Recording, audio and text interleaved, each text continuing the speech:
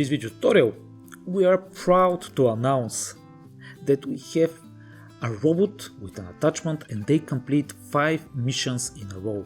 First, the power plant from first Lego League 2022-2023.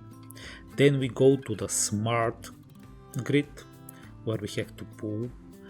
We collect the reservoir, so we collect the solar farm. Then we reach the energy storage where we have to pull and accomplish part of the mission model, and we return back to base. These are 5 missions in a single run with a single robot with a single attachment.